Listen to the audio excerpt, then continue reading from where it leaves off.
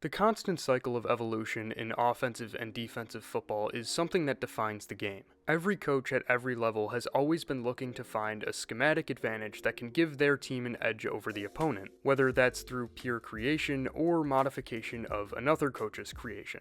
The most recent successful innovation in defensive football at the NFL level is current LA Chargers head coach and former LA Rams defensive coordinator Brandon Staley's approach to combating modern offenses. Staley's scheme didn't just appear out of thin air though. He took ideas and philosophies from coaches at multiple levels of the game and blended them to create last year's best defense in the NFL. Today, I'll take you through where Staley got each element of his scheme, how he modified each of those elements to combat modern pro offenses, why the scheme was so effective last year, and why I believe more teams will soon look to replicate it. So get comfortable and bear with me, because whether you just started watching football yesterday or you've been studying the game for years, I guarantee that this is a topic worth your attention. And if you stick around until the end, you'll get to hear a special offer from the sponsor of today's video, MyBookie. I want to start by going back to 2013 when Seattle Seahawks head coach Pete Carroll and defensive coordinator Dan Quinn had successfully assembled the Legion of Boom, the cover 3 based one-gap defense that other teams around the league would spend the next half-decade trying to replicate. The Legion of Boom's defining philosophy was an extra box defender. Instead of the two safeties that teams typically deployed, Seattle took their strong side safety, Cam Chancellor, and aligned him close to the line of scrimmage, playing the role of a hybrid linebacker rather than a traditional safety. By adding a defender into the box, Seattle's defense outgapped the offense in the run game, meaning they had a defender for each gap that the offense could target on the ground. Their secondary, consisting of Chancellor, Richard Sherman, and Earl Thomas, was so good that they could play mostly stock cover 3 zone and offenses still didn't have an answer. Defensive coaching staffs and front offices who tried to replicate this defense quickly found that a rangy free safety who could cover both sidelines at once was required for this scheme to be run successfully, and it just so happens that Earl Thomases don't grow on trees. This lack of sustainability, combined with the rise in the Shanahan wide zone offense, which I'll get to in a minute, rendered the LOB style of defense obsolete just a few seasons after their 2013 Super Bowl run. The wide zone offense was first popularized back in the late 1990s and early 2000s by then Denver Broncos head coach Mike Shanahan and offensive line coach Alex Gibbs. Fast forward to 2021, and coaches using some form of the wide zone offense include Seahawks offensive coordinator Shane Waldron, Rams head coach Sean McVay, 49ers head coach Kyle Shanahan, Falcons head coach Arthur Smith, Packers head coach Matt LaFleur, Jets offensive coordinator Mike LaFleur, Vikings offensive coordinator Clint Kubiak, Browns head coach Kevin Stefanski, and Bengals head coach Zach Taylor. Saying that this style of offense has taken over the NFL is an understatement, and one of the main reasons why it's become so popular is because of its ability to pick apart single high safety coverages while still presenting the threat of a run. Because the zone scheme run game is so effective, defenses typically opt to add an extra defender into the box to help in run support, creating a single high safety shell. This helps the defense in the run game given that the extra defender in the box makes the offense outgapped, but the single high safety shell limits the defense's versatility against the pass. That lack of versatility leads to predictability and allows the wide zone offense to use crossing concepts out of play action that take advantage of the single high safety shell and displaced linebackers. Here's an example from the 2020 Titans offense under then offensive coordinator Arthur Smith. Baltimore presents a single high safety shell pre-snap with one safety in the box and the other in the deep middle of the field. The route concept calls for a drift route from Corey Davis on the top of your screen and a deep clear out route from A.J. Brown at the bottom. Tennessee's offensive line makes this look like wide zone to the left, which causes Baltimore's linebackers to flow away from the middle of the field in pursuit of the running back. Then the drift route from Davis gets into the space vacated by those linebackers and Tannehill hits him for a 14-yard gain. Assuming the linebackers are moved by the play-action fake, the only way to really stop these play-action crossing concepts consistently is by deploying double high safety shells, but by doing so the defense is losing a defender in the box for run support. So in order to defend the wide zone offense, modern defensive coaches are tasked with effectively neutralizing the run and the pass simultaneously. In 2020, Brandon Staley's #1 ranked LA Rams defense deployed double high safety shells at the second highest rate in the league, but this forced him to deploy a stacked box at the second lowest rate in the league. One would assume that this too high safety defensive philosophy would cause Staley's defense to get gashed in the run game because of the offense's consistent numbers advantage up front, but believe it or not, the result was actually the opposite. Staley's defense not only ranked first in overall yards per play allowed, but also ranked third in rushing yards per attempt allowed and third in rushing yards per attempt allowed on zone scheme run plays. Which begs the question, how was the Rams defense so good against the run despite using too high shells at such a high rate? The answer comes down to a few key things, one of which being LA's main defensive front, which is known as the tight front. The tight front uses 3 down defensive linemen, and each lineman is aligned inside of the offensive tackles. It's also sometimes referred to as the 404 front because each outside defensive lineman or defensive end is aligned in the 4-eye technique on the inside shoulder of the offensive tackle, while the nose tackle is aligned in the 0 technique, meaning his shoulders are square with the center. The tight front is not common in the modern NFL, and before last year it was almost unheard of. But before I explain why Staley used an obscure defensive front to combat modern offenses and why it was successful, let me first give you a background of the front's history. Ironically, the origin of the tight front has absolutely nothing to do with the modern wide zone offense, and was actually popularized by Chip Kelly during his time with the Oregon Ducks in the early 2010s. Kelly and Ducks defensive coordinator Nick Aliati used the front to defend various run plays out of Kelly's own spread offense that other college football teams were quickly adopting. Current Colts defensive tackle DeForest Buckner and current 49ers edge defender Eric Armstead each played the 4-eye role on Oregon's defense, and their function was to clog up the middle of the field by occupying the offensive tackles in the run game, and forcing running backs to bounce their runs to the outside. Now, bouncing a run to the outside is exactly what wide zone run plays aim to do, so it might not make sense that Staley used this front and variations of it to defend against wide zone, but hear me out. I want to first focus on the effect of the 0 technique nose tackle on interior offensive linemen. Wide zone tells the offensive lineman to double team the defensive lineman up front, and whichever lineman is less engaged in that double team is responsible for advancing to the linebackers. Here, San Francisco is running wide zone to the right, so the left guard and center are responsible for double teaming the nose. Because the nose isn't shaded to either side of the center, it's going to be very difficult for 49ers left guard Laken Tomlinson to reach him and take over the block, which in turn makes it difficult for the center, Daniel Brunskill, to know if and when he can advance. Here, Brunskill tries to advance before Tomlinson has a leverage advantage over Rams nose tackle Sebastian Joseph Day, and Joseph Day makes the tackle for a 2-yard gain. Offensive guards are typically far behind offensive tackles in terms of mobility and agility, and by aligning his nose tackle head up on the center, Staley forced guards to move more than they're used to. Now, the other key aspect of the tight front is the 4-eye alignment of the defensive ends. The 4-eye technique is one of the most awkward and difficult alignments that offensive tackles can deal with, especially on plays that require a double team up front, including zone scheme run plays. Like I said earlier, a defensive lineman aligned in the 4-eye technique is shaded to the inside shoulder of the offensive tackle, and a defensive lineman aligned in the 2-eye technique is shaded to the inside shoulder of the offensive guard. So the 2-eye for a guard is the equivalent of the 4-eye for a tackle. Former NFL offensive guard Jeff Schwartz had this to say about blocking a defensive lineman in the 2-eye technique on zone scheme run plays.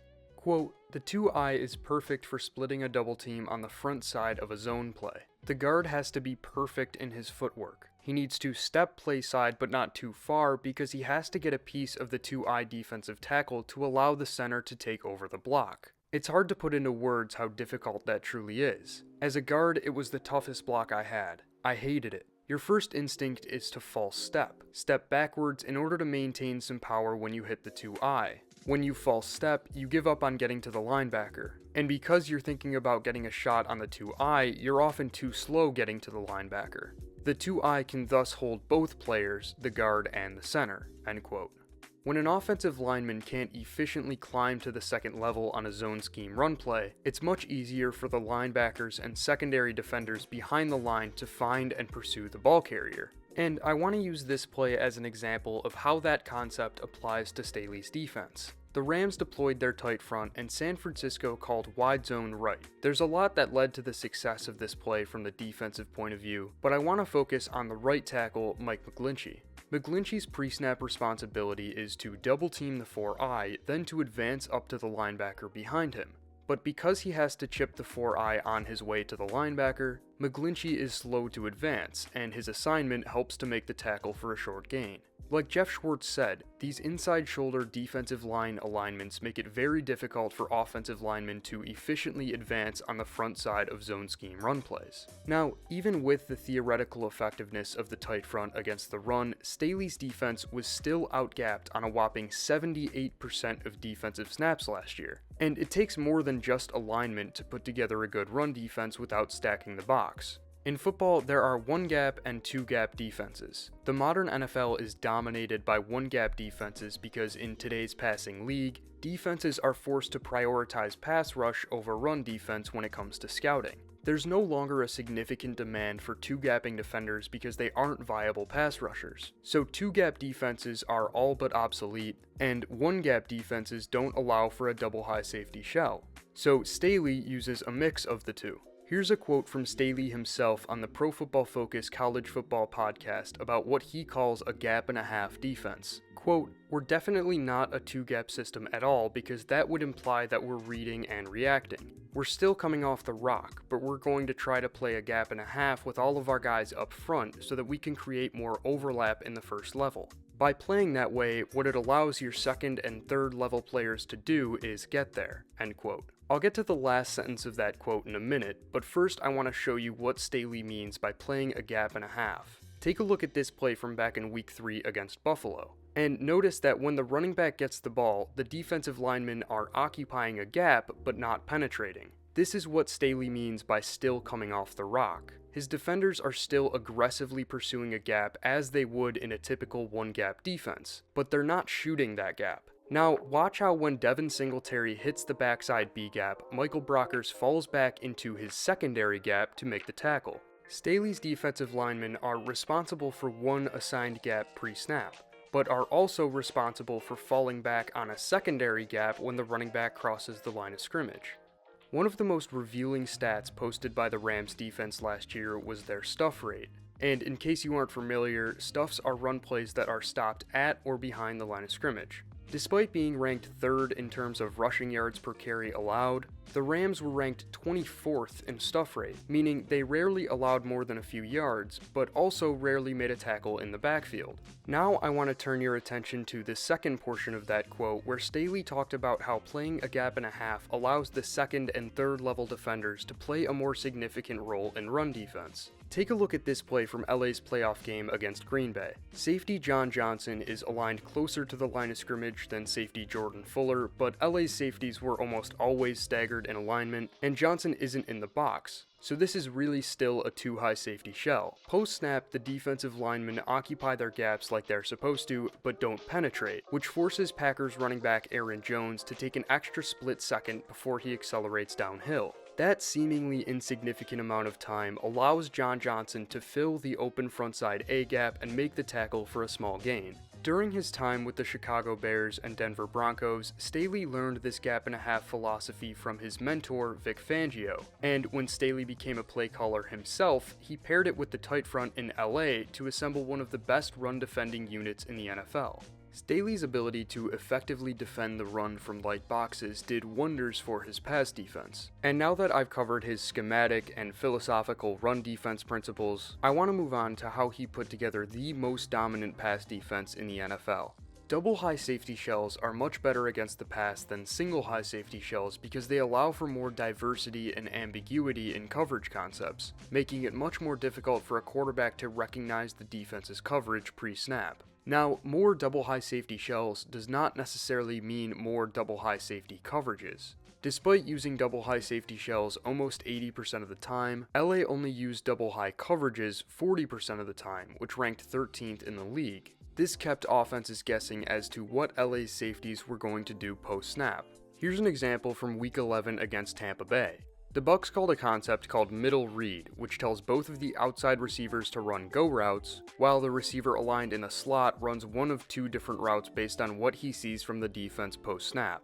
During the stem of his route, Chris Godwin is told to read the safeties, and if the defense rolls into a 2-high coverage, he runs a divide route down the seam. But if they roll into a 1-high coverage, Godwin bends his route under the deep safety.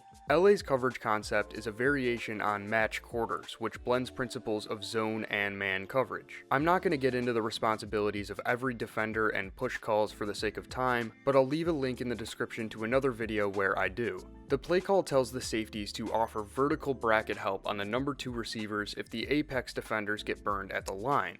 But if they don't, the safeties don't have any defined responsibility aside from keeping their eyes on the quarterback. Post-snap, strong side safety Jordan Fuller sees that the number 2 receiver on his side is not a vertical threat, so he turns his attention to the quarterback. On the other side of the formation, Chris Godwin keys the free safety, John Johnson, to determine whether or not he needs to bend his route. But because Johnson isn't rotating toward the middle of the field or expanding toward the sideline, Godwin can't identify the coverage. Eventually, Godwin looks inside to see Fuller sitting in the middle of the field as a robber, and bends his route inside, but Fuller was deep enough to undercut him. If Fuller was aligned in the box pre-snap, he wouldn't have come from depth, and Godwin probably would have taken this for a touchdown. So by using double high safety shells, Staley can call coverage concepts like match quarters that are more difficult to decipher post-snap. Now that we have an understanding of how Staley's defense works and why it was so effective last year, I want to explain why I believe that this style of defense will begin to take over the league in the next few years. And that comes down to a relatively simple reality. The Staley/Fangio style of defense doesn't require very many specialized players. It requires 2 hybrid defensive ends who have the strength and agility to play the run from the 4-eye technique and pass rush from the interior, but those guys aren't all that rare at the pro level, and no, they do not need to be Aaron Donald. It requires a solid run-defending nose tackle who almost all good defenses already have. It doesn't require a superstar edge. Safeties have to be good tacklers and willing to defend the run, but don't have to be Cam Chancellor type hybrid linebackers or Earl Thomas type sideline-to-sideline ball hawks. Staley took full advantage of having Jalen Ramsey on his defense by aligning him pretty much anywhere, but that doesn't mean that a lockdown corner who can be put on an island is a necessity. The scheme can and will be tailored to fit different personnel groups, which will take time, so don't expect immediate success from Staley's new Chargers defense. But double high safety shells combined with 3-man fronts like Chip Kelly's tight front are going to rise in popularity as teams around the league continue to adopt some form of Mike Shanahan's wide zone offense.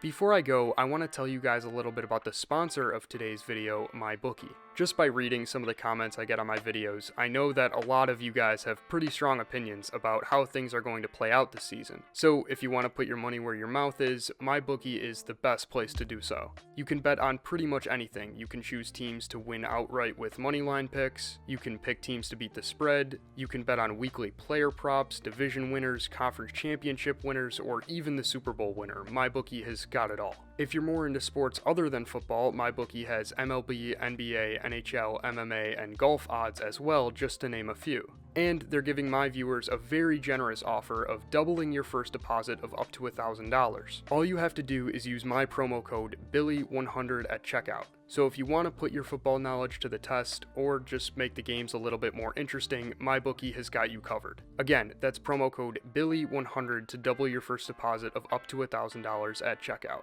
On a somewhat related note, I'll be picking 5 teams to beat the spread every week on my Patreon. So if you'd like to put your money where my mouth is, or just support the channel, click the link in the description, and all it takes is $1 a month to get access to everything I post over there. This video took a ton of research, and in case you're interested in learning even more about Staley's defense, I'll attach links in the description to some content that helped me put this together. So if you're a film degenerate like me, feel free to dive in for yourself, but with that said, I'll wrap this up, and I'll see you guys in the next one. Later.